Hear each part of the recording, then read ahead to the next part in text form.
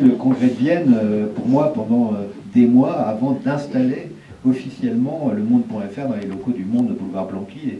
Et je dois dire que ça nous a permis de nous rapprocher, le fait d'être au contact. Ça a créé des tensions, mais ces tensions, à chaque fois, il a fallu les régler. Et elles se sont réglées et bien réglées. D'ailleurs, la manière dont le Monde suit la campagne présidentielle, c'est exactement pour le coup ce que j'aurais fait, c'est-à-dire rapprocher les équipes du papier et du web pour faire traiter la campagne dans les pages du quotidien et puis aussi en permanence sur le web. Et ça, de ce point de vue-là, c'est très bien. J'ai deux questions à vous poser. Vous avez fait allusion tout à l'heure à la... On va vous donner un micro. Oui, un micro. C'est François. Vous avez fait allusion tout à l'heure à l'épreuve de culture générale de Sciences Po. Et que pensez-vous de la décision qui est prise ou qui va être prise de supprimer cette épreuve? Bien, non, ce que je disais tout à l'heure, c'est que je considérais que c'était une faute, dans la mesure où je pense que... Alors, moi j'ai essayé de comprendre quelles étaient les motivations, pourquoi, et la motivation était une motivation, j'allais dire, égalitariste. C'est de dire que comme il y a des jeunes qui arrivent de milieux moins favorisés et qu'ils ont, par définition, une culture générale moins importante que ceux qui ont baigné dans des classes sociales plus aisées, etc., on pénalise ceux qui viennent de milieux défavorisés si on maintient la culture générale comme étant un élément d'appréciation de sélection. Et moi, je trouve qu'on prend les choses à l'envers. C'est-à-dire que plutôt que de dire on va baisser la barre d'1 mètre pour que tout le monde saute, il faut qu'on prépare tout le monde à sauter 2 mètres. C'est aussi bête que ça. Et donc pour moi, si vous voulez, moi je me souviens, j'ai passé 2 grands oraux à Sciences Po. J'ai passé le grand oral pour rentrer et le grand oral pour sortir. Et je me souviens que quand je suis entré, mon examen, j'avais passé un écrit, et comme j'avais eu l'écrit, donc on m'a fait passer ce fameux grand oral, qui était un grand oral de culture générale. Et je me souviens que j'ai été interrogé sur la sécurité sociale et les retraites. On m'a dit, mais comment ça marche? La capitalisation, la répartition, et comment la solidarité de l'État et de la société s'exprime-t-elle? Et après, on m'a interrogé sur la règle de Saint-Benoît dans les monastères. Alors, effectivement, ça pouvait paraître un grand écart, mais il se trouvait que, quand j'avais 20 ans, j'allais réviser mes examens de droit à l'abbaye de Notre-Dame de Port-du-Salut en Mayenne, et donc j'étais pas incollable là-dessus, mais j'étais quand même assez bon.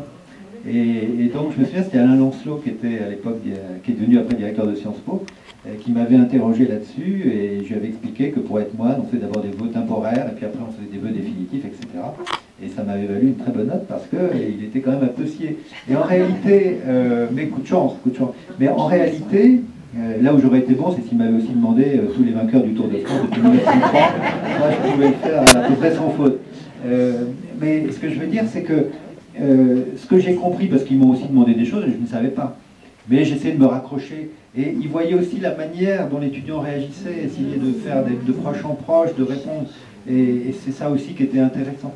Donc moi, pour vous répondre, je pense que l'épreuve de culture générale, elle est importante dans la mesure où elle permet à un moment donné de vous faire toucher du doigt que être spécialisé dans un domaine, c'est bien, savoir tout sur quelque chose, c'est bien, mais que savoir quelque chose sur tout, je crois que c'est mieux.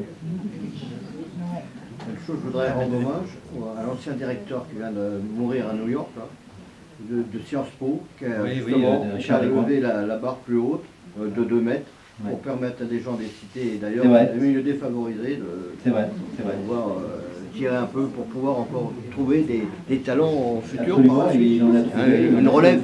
Il en a fait émerger. La deuxième question, elle est plus aux journalistes. Oui. Dans le clivage politique actuel depuis une trentaine d'années, qui est paroxystique aujourd'hui, pensez-vous qu'un journaliste ou un nouveau journaliste peut intégrer un grand quotidien, un grand hebdomadaire, s'il ne participe pas ou ne partage pas les mêmes idées que cet hebdomadaire ou ce quotidien? Ah, ça c'est une question intéressante et qui mérite une réponse circonstanciée. Parce que, quand je dis circonstanciée, c'est que je crois que ce n'est pas la même chose partout, tout simplement. Si je prends le journal que je connais le mieux, qui est Le Monde, on n'a jamais recruté de gens d'extrême droite, on a plus facilement recruter non pas des gens d'extrême gauche, mais des gens qui avaient eu un passé un peu trotskiste, comme Edoui Plenel par exemple. Mais en tout cas, je dirais que tout l'échiquier politique républicain, on va dire ça comme ça, est présent au monde, dans les sensibilités. Mais cette question-là, elle était très prégnante dans les années 80 encore, et avant, sur l'idéologie, la gauche, la droite, etc. Et je crois que l'arrivée de Mitterrand au pouvoir et l'exercice chaotique du pouvoir de la gauche et les déceptions qui sont nées de cet exercice du pouvoir ont fait que les lignes se sont quand même un peu estompées et que le jugement de valeur sur un journaliste qu'on veut recruter dans un journal ne porte assez peu sur la manière dont il pense politiquement, quelquefois même on n'en sait rien. Mais ce qu'on voit d'abord, c'est si c'est un bon journaliste, s'il a les bons réflexes sur l'information, s'il est capable d'écrire des papiers intéressants, bien informés, bien structurés, etc.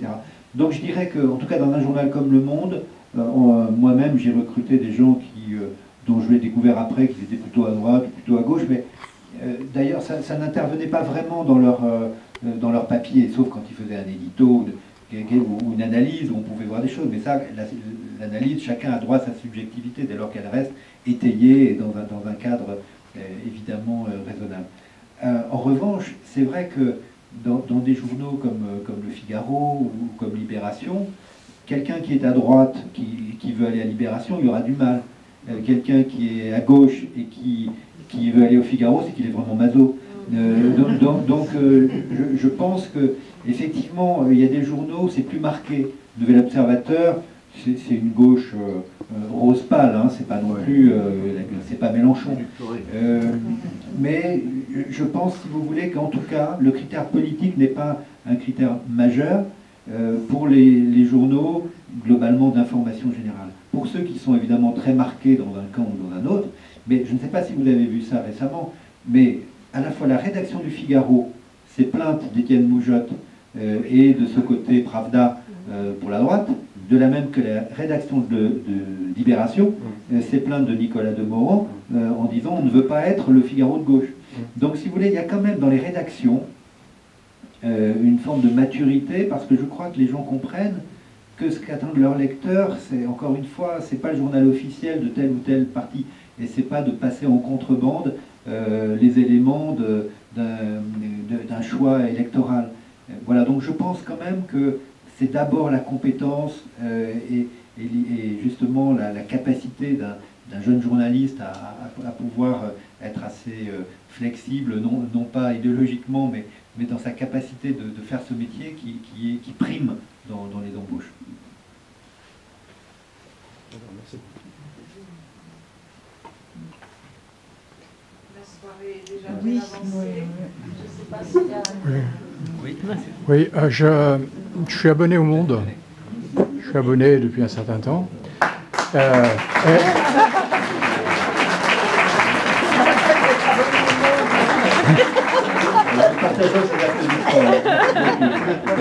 y a une dernière question, je vais bien sûr la lire. Et donc, la question que je me pose, c'est comment peuvent cohabiter des choses aussi différentes, me semble-t-il, que le monde diplomatique, le supplément publicité pour les montres de luxe qui a envoyé, etc. Qu'est-ce qui justifie cette cohabitation-là? Sinon, peut-être simplement le partage d'une imprimante, d'une imprimerie, je ne sais pas. Voilà. C'est-à-dire que je comprends votre question. Le monde diplomatique, c'est un supplément du Monde qui a été fondé par Love Méry, qui pendant longtemps a été dans le sillage du Monde, qui était la dimension internationale, diplomatique, et qui, après un épisode de crise, un de plus, du Monde dans les années 70, a pris son autonomie.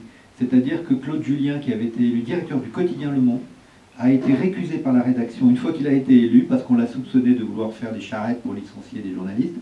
Et donc il a été blackballé, et il fallait bien lui trouver un espace, et on l'a mis à la tête du Monde diplomatique. Et le Monde diplomatique est devenu une sorte de machine de guerre marxiste, anti-américaine, etc., qui était évidemment dans des prises de position qui n'avaient rien à voir avec le quotidien Le Monde. Et au début des années 2000, le Monde diplomatique s'est autonomisé, d'autant plus qu'il a reçu un don d'un homme très riche, qui a fait que les journalistes du monde diplomatique ont créé une fondation et sont devenus autonomes par rapport au quotidien Le Monde, même s'ils gardent la marque, effectivement, Le Monde diplomatique. Maintenant, la dimension, et ce qui fait que Ignacio Ramonet, qui a longtemps dirigé Le Monde diplomatique, était un des grands turiféraires de Fidel Castro, ce qui était bien courant dans les pages du quotidien. C'est une bizarrerie, en effet. Pour ce que vous appelez les suppléments montres, les suppléments, tout ce qui est la trappe pub, hein, c'est la misère des temps. C'est-à-dire que nul dans la rédaction du Monde n'a spécialement envie de publier ça. Et moi, quand je dirigeais Le Monde, on avait à peu près une dizaine de suppléments comme ça dans l'année, qu'on a rationalisé, entre guillemets, avec un supplément mensuel qu'on appelait M, qui était détaché du quotidien, qui permettait justement de séparer l'éditorial dans le quotidien, et puis quelque chose qui était de l'ordre de publication pour les annonceurs de luxe, dans des suppléments qui ne coûtaient pas plus cher au lecteur et qui prenaient ou qui ne prenaient pas d'ailleurs dans les kiosques. Ça, c'est simplement le fait qu'un journal aujourd'hui, et ça c'est très grave, ne peut pas vivre sans avoir de publicité. La seule exception, vous la connaissez, c'est le Canard enchaîné, qui n'a pas de site internet, qui n'a pas de publicité. Ça veut dire que c'est le journal qui a su aujourd'hui trouver dans ses contenus suffisamment d'arguments pour que des lecteurs soient fidèles chaque semaine dans les kiosques. Mais tous les journaux, que ce soit Le Monde, Le Figaro, enfin tous, et je ne vous parle pas des magazines, vous tournez des pages et vous voyez de la pub au milieu de quelques articles noyés, la misère des temps, c'est effectivement d'être tributaire, quelquefois à 30, 40, 50% des recettes de la publicité.